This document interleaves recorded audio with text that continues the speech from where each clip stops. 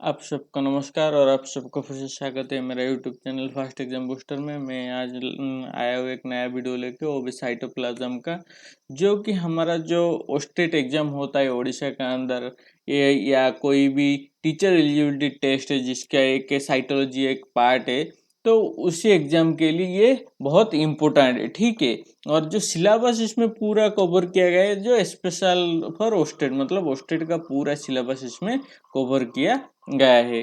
तो चलते हैं क्वेश्चन डिस्कशन की ओर। देखिए पहला सवाल, which one is the correct sequence of cell cycle. जो हमारा सेल साइकिल होता है, सेल साइकिल का करेक्ट सीक्वेंसी क्या होता है। देखिए क्या इसमें तो चार ऑप्शन दे। सेल साइकिल जनरली दो फेज में होता है। क्या होता है ना, दो फेज में सेल साइकिल और सेल डिवीजन। पहला तो इंटरफेज,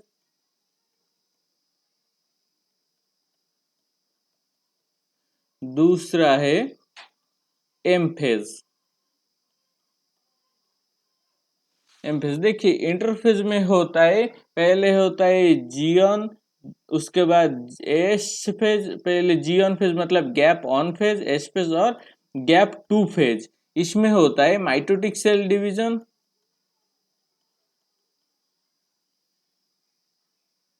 माइटोटिक सेल डिवीजन और मियोसिस और मियोटिक सेल डिवीजन होता है। ठीक है, तो पहले होता है इंटरफेज, बाद में होता है एम फेज। और इंटरफेज में होता है जी ऑन फेज मतलब gap one phase, G one phase gap one phase, S phase synthesis phase, gap two phase. ठीक है, तो इसमें कौन सा सही है, जी ऑन एस और जी टू, जी ऑन एस और जी टू एंड एम फेज। देखिए ये जो ऑप्शन 3 है, यही ऑप्शन सही है, आंसर है इस सवाल का। ठीक है, तो नेक्स्ट देखते हैं फेज ऑफ सेल साइकिल। अच्छा यही किया था। फेज ऑफ सेल साइकिल के पहला है इंटरफेज, बाद में एम फेज। इंटरफेज दो फेज, दो तीन तरह का है, होता है G one phase, S phase, G two phase. और एम फेज होता है माइटोसिस फेज। एम फेज को माइटोसिस फेज बोलते हैं। इसको कभी कहीं कहीं पे आई फेज भी बोला जाता है। इंटरफेज को आई फेज भी बोला जाता है और इसे एम फेज। तो आई फेज और इंटरफेज कितने तरह के होते हैं, तीन तरह के होते हैं, GN phase, S phase, G two phase. और एम फेज दो तरह का होता है, माइटोसिस सेल डिवीजन और मियोसिस सेल डिवीजन। इसको माइटोटिक भी बोलते हैं, इसको मियोटिक भी बोलते हैं। अब देखिए जो इंटरफेज जो होता है, इंटरफेज में जनरली सेल डिवीजन का 95% टाइम इस इंटरफेज में ही यूज होता है। कितने परसेंट टाइम यूज होता है ना, 95% टाइम यूज होता है। और एम फेज में बाकी बचा 5% टाइम यूज होता है सेल डिवीजन का। और जनरली एक इंसान का सेल डिवीजन होने के लिए 24 आवर्स लगता है। एक इंसान का सेल डिवीजन के लिए कितना टाइम लगता है, 24 आवर्स। लेकिन जो यूनिसेलुलर होता है ईस्ट, उनमें सेल डिवीजन के लिए कितना टाइम लगता है, 1 आवर में एक ईस्ट का सेल डिवीजन हो जाता है।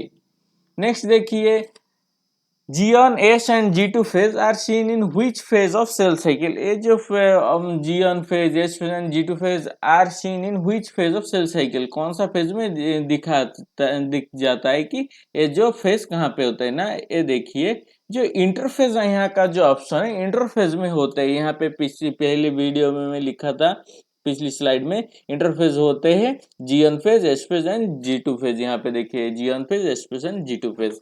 ठीक है, यहाँ पे है देखिए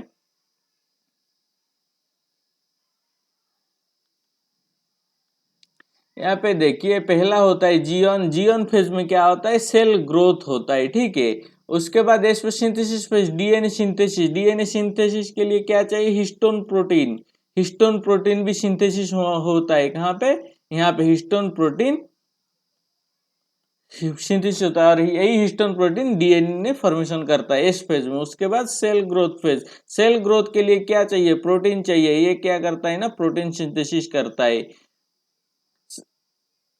कहाँ पे, सेल ग्रोथ। G2 फेज में प्रोटीन सिंथेसिस होता है।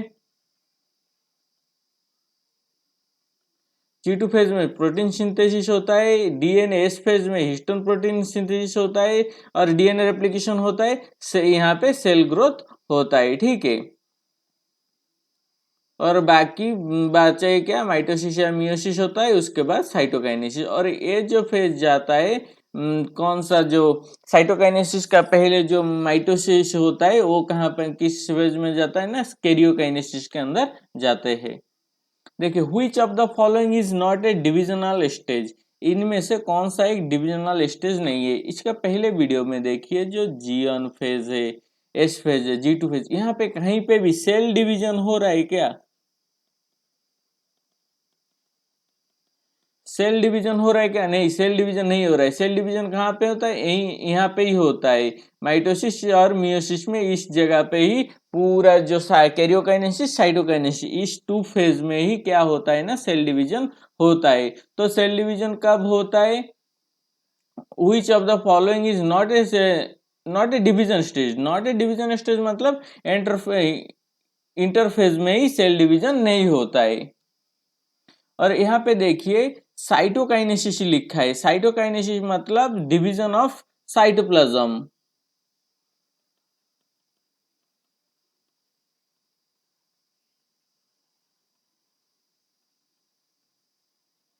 और यहाँ पे जो कैरियोकाइनेसिस लिखा है, डिवीजन ऑफ न्यूक्लियस।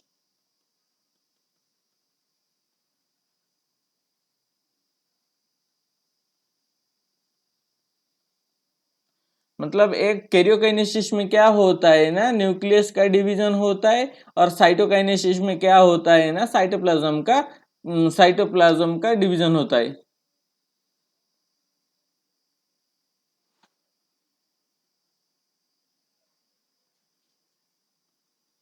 साइटोप्लाज्म का डिवीजन होता है, ठीक है।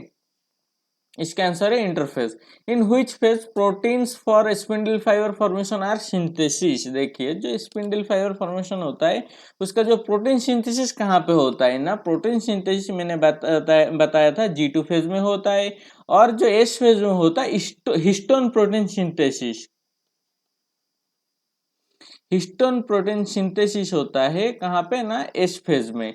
लेकिन जो नॉर्मल प्रोटीन सिंथेसिस होता है जो कि सेल ग्रोथ के लिए और स्पिंडल फॉर्मेशन के लिए, वो कौन सा फेज में होता है? G2 फेज में ही हो जाता है, ठीक है।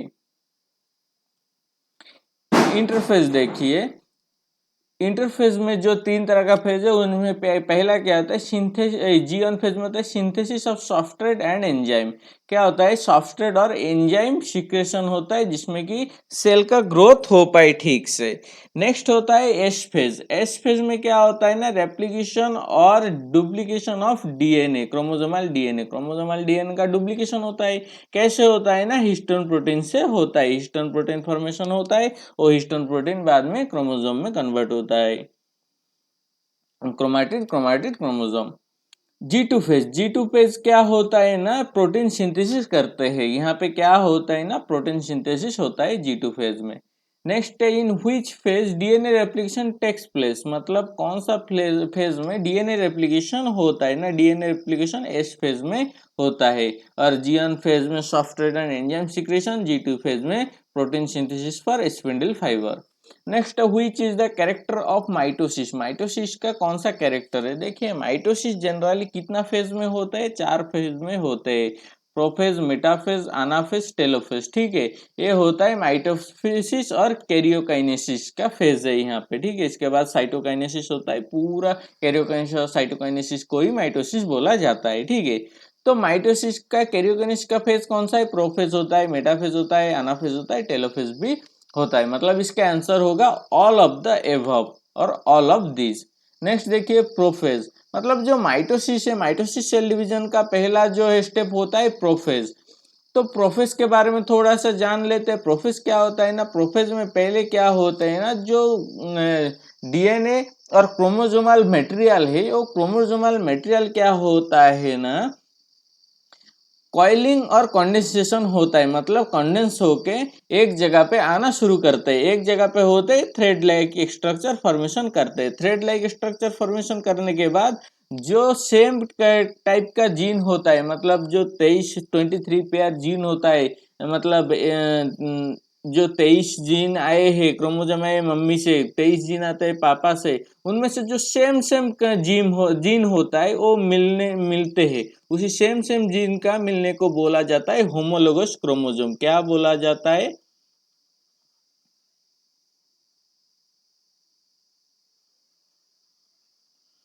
होमोलोगस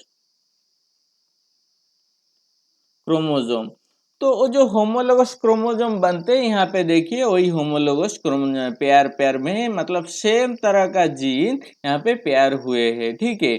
जैसे कि सेक्स क्रोमोसोम होगा या तो और बहुत सारा क्रोमोसोम है जो कि सेम कैटेगरी का होता है, उस दो तरह का क्रोमोसोम एक साथ मिलके होमोलोगस क्रोमोसोम बनाते हैं, ठीक है। Two pairs of centriole form, centriole दो पेयर का सेंट्रियोल फॉर्म होता है, स्पिंडल फॉर्मेशन बिगिंस, मतलब यही इसी फेज से क्या होता है ना, स्पिंडल फॉर्मेशन भी बिगिंस होता है, ठीक है, शुरुआत होता है। देखिए यहाँ पे एक चीज देखिए क्या होता है ना, यहाँ पे हो शुरू होगा ये जो स्पिंडल फॉर्मेशन शुरू है, क्रोमोसोम का फॉर्मेशन हुआ है, क्या होता है ना, और सेंट्रोजोम होता है स्पिंडल का बीच में। यहाँ पे जो सेंट्रोजोम होता है एक किनारे पे दो पोल पे दो सेंट्रोजोम होता है, ये जो सेंट्रोजोम किससे बना होता है ना, centrosome a pair of centriole से बना होता है, मतलब टू पेयर ऑफ सेंट्रियोल होता है, कहाँ पे, एक सेल में दो पोल में टू पेयर ऑफ सेंट्रियोल्स होता है। देखिए एक सेंट्रियोल है एक सेंट्रियोल है जो कि यहाँ पे होता है, कहाँ किस में होता है सेंट्रियोल, सेंट्रोजोम में सेंट्रियोल होते हैं, सेंट्रोजोम में सेंट्रियोल होते हैं। Next, which of the following has centriole, centrioles किसमें होता है ना, जो सेंट्रोजोम होता है सेंट्रोजोम में सेंट्रियोल होते हैं, ठीक है। नेक्स्ट देखिए, best stage to observe shape size and number of chromosome is, कौन सा इस पे जो फेज में क्रोमोसोम का शेप क्या है, साइज कितना है या नंबर कितना है, किस स्टेज में ऑब्जर्व किया जाता है माइक्रोस्कोप में ना। देखिए यहाँ पे जो पहले दिखाया था ये जो प्रोफेज, इस प्रोफेज में क्या होता है ना, जो डीएनए मटेरियल और क्रोमोसोमल मटेरियल कंडेंस होके कॉइलिंग होके एक जगह पे आ जाते हैं, और इसी फेज में क्या होता है ना, ये जो न्यूक्लियस का मेम्ब्रेन होता है ये टूटना शुरू हो जाता है, सेगमेंट में फॉर्मेशन हो जाए, टूटना, ये अर्ली स्टेज है इसलिए थोड़ा टूटा है, ये लेटर प्रोफेज स्टेज है इसलिए ज्यादा टूटा है।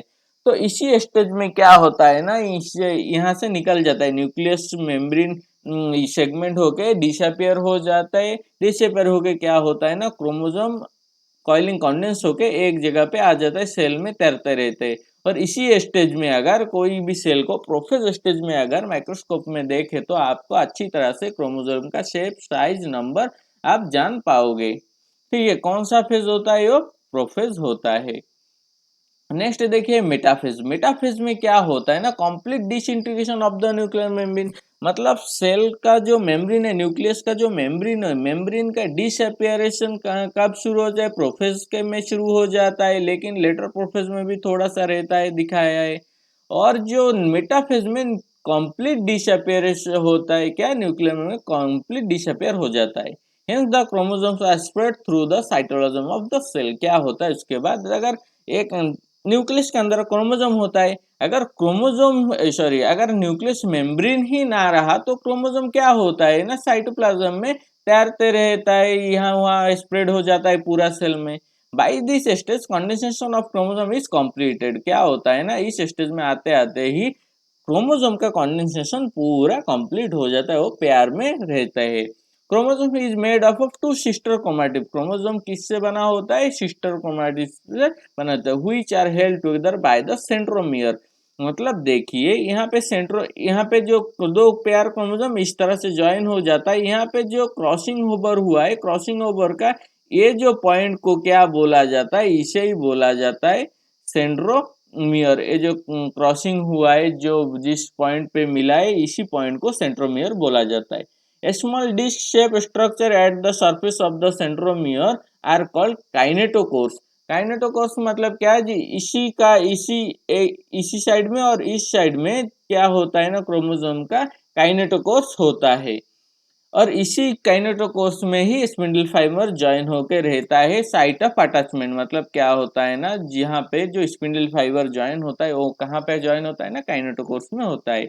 और chromosomes are move to spindle equator and get aligned along metaphase plate through spindle fibre to both poles. क्या होता है ना, देखिए पहले शुरुआत में क्या होता है ना, स्पिंडल फाइबर शुरू होकर खींचना शुरू करता है, लेकिन मेटाफेज के एंड में क्या होता है ना, सारा का सारा क्रोमोसोम पैरेलल होके सेल के बीच में रह जाता है। ठीक है, इस तरह से पूरा एक लाइन में सब सेल के बीच में सब क्रोमोसोम सेल के बीच में आ जाता है।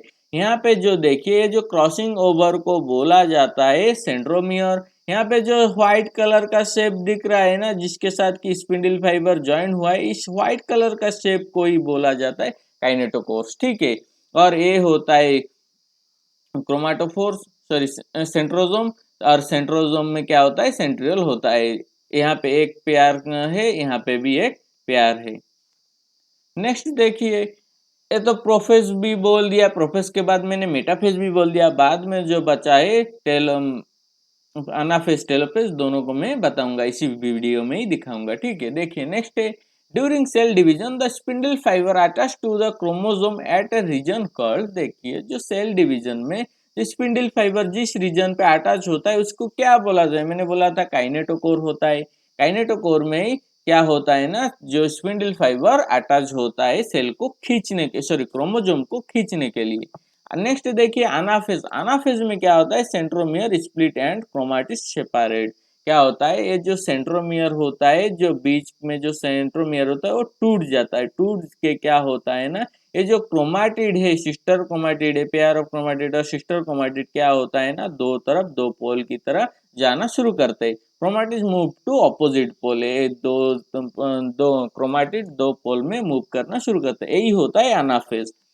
नेक्स्ट देखिए टेलोफेज। टेलोफेज में क्या होता है ना, chromosomes cluster at opposite spindle poles and their identity is lost as discrete elements. क्या होता है ना, क्रोमोसोम क्या होता है, जाके दो पोल में ये इकट्ठे होते हैं, और क्या होता है ना, न्यूक्लियर एनवलप और न्यूक्लियर मेम्ब्रेन फिर से अपीयर हो जाता है, जो कि डिसअपियर हुआ कहाँ पे, पहला फेज प्रोफेज में। जो कैरियोकाइनेसिस का एंड फेज टेलोफेज में फिर से अपीयर हुआ है, क्या, nuclear membrane.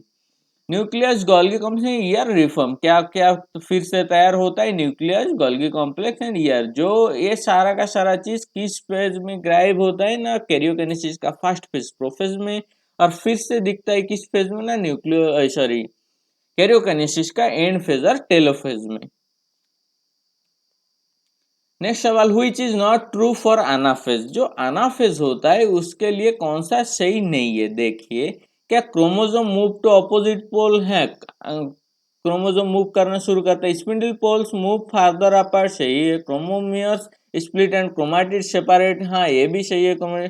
Golgi body and ER are reform. देखिए ये जो Golgi body, endoplasmic reticulum, nucleus, ये सारा कौन सा फेज में बनता है, टेलोफेज में। ठीक है, ये देखिए न्यूक्लियस, गोल्गी कॉम्प्लेक्स और एंडोप्लाज्मिक रेटिकुलम रिफॉर्म, लेकिन यहाँ पे लिखिए रिफॉर्म किस फेज में, अनाफेज में, इसलिए ये नॉट ट्रू है। इसका आंसर कौन सा होगा, point number 4, option number 4। Next देखिए mitosis is the process by which eukaryotic cells, मतलब माइटोसिस प्रोसेस से क्या होता है यूकैरियोटिक सेल में। देखिए माइटोसिस प्रोसेस से यूकैरियोटिक सेल में होता है क्या, expose the genes for protein synthesis, becomes specialised in structure and function, multiply, grow. देखिए माइटोसिस फेज लाइफ में हर वक्त चलता रहता है एक इंसान में, अगर इंसान में अगर हर वक्त चलता है, अगर वो ग्रो होता है तो इंसान दिन ब दिन बढ़ता जाता है, लेकिन एक 18 से 25 साल होने के बाद, उस 25 साल में के बाद जनरली एक इंसान का ग्रोथ रुक जाता है। तो इसलिए क्या होता है ना कि माइटोसिस में ग्रो होता है ये हम नहीं बोल सकते, लेकिन मल्टीपल होता है, मल्टीप्लाई होता रहता है, लेकिन ग्रो कंटिन्यूसली नहीं रहता है। इसका आंसर होगा मल्टीप्लाई। माइटोसिस से क्या होता है, सेल मल्टीप्लाई हो जाता है, लेकिन हर वक्त ग्रोथ नहीं होता है। Crossing over is advantageous because it brings about, जो क्रॉसिंग ओवर होता है ये एडवांटेजियस कैसे होता है, देखिए जो एक माँ का क्रोमोसोम और एक पापा का क्रोमोसोम क्रॉसिंग ओवर हुआ है, मिल गए, मिलने के बाद क्या हुआ है ना, जो पापा का कैरेक्टर है, मम्मी का, मदर का कैरेक्टर और फादर का कैरेक्टर क्या होता है, मिलने के बाद एक नया इनमें जो नॉलेज है मिलने के बाद बच्चों में क्या होता है, एक एडवांस नॉलेज हो जाता है। एडवांस नॉलेज होने के बाद यही है होता है क्या ना, ये एडवांटेजेस होता है, ठीक है। क्योंकि बच्चे को दोनों का, मम्मी का भी नॉलेज है, पापा का भी नॉलेज है, क्रॉसिंग ओवर से आया है, इसलिए क्रॉसिंग ओवर से क्या होता है ना, एडवांटेजेस मिलता है। तो इससे एडवांटेज किस तरह के ना, वेरिएशन हो जाते हैं, ठीक है। नेक्स्ट है karyokinesis differ from cytokinesis because it involves karyokinesis. कैसे साइटोकाइनेसिस कैसे डिफर है, क्या डिवीजन ऑफ साइटोप्लाज्म में? नहीं, साइटोकाइनेसिस को ही डिवीजन ऑफ साइटोप्लाज्म बोला जाता है। लेकिन कैरियोकाइनेसिस मैंने क्या बोला था, division of the nucleus, division of the nucleus को ही बोला जाता है क्या, कैरियोकाइनेसिस। और यहाँ पे division of the nucleus and cytoplasm ये टोटल हो जाता है क्या ना, सेल डिवीजन और माइटोसिस बोलते हैं। और डिवीजन ऑफ द सेल तो माइटोसिस मियोसिस बहुत आएगा और क्या। नेक्स्ट देखिए, the exchange of genetic material between chromatids of paid homologous chromosome during first meiotic division is called. कैसे एक्सचेंज होता है जेनेटिक मटेरियल का, कैसे एक्सचेंज होता है, वो होता है क्रॉसिंग ओवर से, ठीक है। नेक्स्ट देखिए, which of the following structure will not be common to mitotic cells of higher plant. जो हायर प्लांट होता है उसमें कौन सा स्ट्रक्चर कॉमन नहीं होता है। देखिए प्लांट में जनरली क्या होता है ना, जो सेल डिवीजन के टाइम सेंट्रियोल नहीं होता है। प्लांट में क्या नहीं होता है, सेंट्रियोल नहीं होता है। तो उसमें क्या होता है, सेल डिवीजन के लिए सेल प्लेट फॉर्मेशन करता है। एक सेल है, एक प्लांट सेल है, जब इसमें क्रोमोसोम सॉरी हाँ न्यूक्लियस डिवीजन और साइटोप्लाज्म डिवीजन हो जाता है दो साइड में, तो इसमें क्या होता है, बीच में एक वेसिकल्स फॉर्मेशन हो जाता है, वेसिकल गोल्गी वेसिकल्स, जो कि पूरा दो सेल को टच भी नहीं करता है। क्या फॉर्मेशन होता है, dot dot dot Golgi vesicles formation होता है। यही गोल्गी वेसिकल्स बाद में क्या होता है ना, सेल के अंदर फुल एक्सटेंड होके सेल प्लेट में कन्वर्ट हो जाता है, सेल प्लेट में कन्वर्ट हो जाता है। और इसी सेल प्लेट के बीच में जो गैप रहता है उसमें क्या होता है, प्लाज्मोडेस्माटा होता है, प्लाज्मोडेस्माटा। तो इसका सही आंसर होगा सेल प्लेट। हायर प्लेट में किससे cell division, mitotic cell division होता है ना, सेल प्लेट से होता है। यहाँ पे देखिए एनिमल में क्या है ना, दो तरफ से क्लीवेज फ्यूरो फॉर्मेशन होता है और कॉन्ट्रैक्टाइल रिंग होता है, जो कि इसी मेम्ब्रेन को बड़ा करके और भी टॉफ करके इसे क्या करता है ना, डिवीजन करता है। इस तरह से दो सेल डिवीजन हो जाता है। और प्लांट सेल में क्या होता है ना, देखिए जो गोल्गी वेसिकल फॉर्मेशन होता है, ये गोल्गी वेसिकल क्या करता है ना, एक्सटेंड होके सेल प्लेट में कन्वर्ट हो जाए और एक सेल डिवीजन होता है। और इसका बीच में जो स्पेस रहता है, इसी स्पेस से क्या, स्पेस से बहुत कुछ सेल का बाहर से ट्रांसफर होता है, उससे प्लाज्मोडेस्माटा कहा जाता है। नेक्स्ट है, during cell division in apical meristem the nuclear membrane appears in. क्या होता है ना, जो सेल डिवीजन एपिकल मेरिस्टम में होता है, तो न्यूक्लियर मेम्ब्रेन अपीयर्स इन, फिर से सेल डिवीजन में फिर से किस फेज में न्यूक्लियर मेम्ब्रेन अपीयर हो जाता है, उसी फेज को टेलोफेज बोला जाता है। गायब किस फेज में होता है, प्रोफेज में, ठीक है। अपीयर्स किस फेज में होता है, टेलोफेज में अपीयर्स हो जाता है न्यूक्लियर मेम्ब्रेन। न्यूक्लियर मेम्ब्रेन इसी के साथ गोल्गी बॉडी और एंडोप्लाज्मिक रेटिकुलम भी अपीयर्स हो जाता है। Best material for the study of mitosis in laboratory, किस चीज से इंसान को लेबोरेटरी में एक माइटोसिस सेल डिवीजन का अच्छी तरह से स्टडी कर पाएंगे, किस चीज से ना, वो होता है एंथर से। एक एंथर से ही सेल डिवीजन अच्छी तरह से लेबोरेटरी में स्टडी होता है। At which stage of the cell cycle are histone protein synthesized in a eukaryotic cell? मतलब ऐसा कौन सा फेज होता है जिसमें कि हिस्टोन प्रोटीन सिंथेसिस होता है, किसमें, यूकैरियोटिक सेल डिवीजन में। तो वो फेज है एस फेज, एस फेज में होता है हिस्टोन प्रोटीन सिंथेसिस। G2 में होता है प्रोटीन सिंथेसिस होता है फॉर सेल ग्रोथ, और G1 में होता है substrate and enzyme secretion synthesis. G2 में होता है protein synthesis for spindle fibre formation. तो इसका आंसर होगा एस फेज। एस फेज में ही हिस्टोन प्रोटीन सिंथेसिस होता है, किस लिए, डीएनए रेप्लिकेशन और डुप्लीकेशन के लिए। नेक्स्ट है, during mitosis endoplasmic reticulum and nucleus begin to disappear at, कौन सा फेज में जो endoplasmic reticulum, nucleus, Golgi body ये डिसअपियर होना शुरू होता है ना। ये जो अर्ली प्रोफेज है, प्रोफेज का शुरुआत में ही ये डिसअपियर होना शुरू हो जाता है, ठीक है। ये contractile mid body forms during cytokinesis. एक कॉन्ट्रैक्टाइल मिड बॉडी कहाँ पे बनता है? कॉन्ट्रैक्टाइल रिंग और कॉन्ट्रैक्टाइल मिड बॉडी किस में बनता है ना? एनिमल्स में बनता है। और हायर प्लांट में क्या बनता है? Golgi vesicles. गोल्गी वेसिकल्स बनता है किस में? हायर प्लांट पे। और एनिमल्स में बनता है कॉन्ट्रैक्टाइल मिड बॉडी, ठीक है। Amitosis is characteristic of, amitosis किसका है? कैरेक्टरिस्टिक ने है। देखिए सेल डिवीजन जनरली 3 तरह का होता है, एक एमाइटोसिस, एक माइटोसिस, एक मियोसिस। जो एमाइटोसिस होता है ये लोअर ऑर्गेनिज्म में ये सेल डिवीजन करता है। एमाइटोसिस किस में सेल डिवीजन करता है? लोअर ऑर्गेनिज्म में।